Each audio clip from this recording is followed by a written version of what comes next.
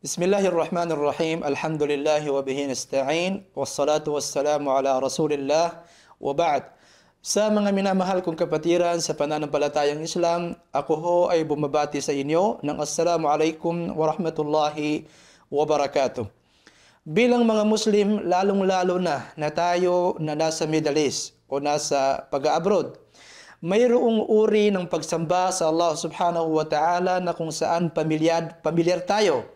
Kagaya ng pagsasagawa ng umrah o pagtungo sa Baitullahil Haram sa Makkah upang magsagawa ng umrah. Sa mga sandaling ito, pag-uusapan natin ng maikli kung ano ang hatol ng Islam sa pagsasagawa ng umrah. Ayon sa kay Sheikh Ibn Baz rahimahullahu ta'ala, ang pagsasagawa ng umrah ng isang beses sa isang buhay o sa isang beses sa buhay ng tao ay kabilang sa mga obligasyon.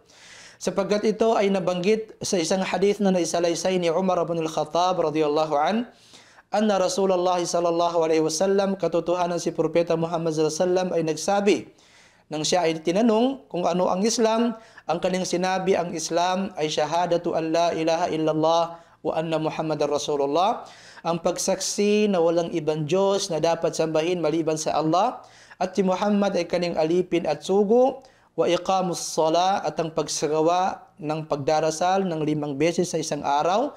Pangatlo, wa itauz zaka, at ang pagbibigay ng katungkulang kawanggawa.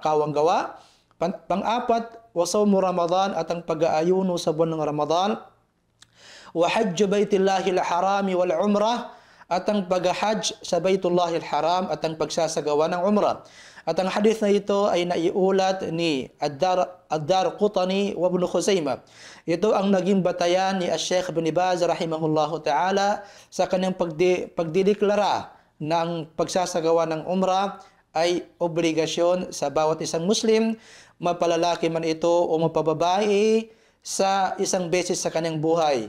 Kung mayroon tayong mga pagkakataon na tayo na nandito na sa Middle East na magsagawa ng umrah, ito ay sikapin natin at ito ay gawin natin sapagkat ito ay obligasyon para sa atin ng Allah subhanahu wa ta'ala.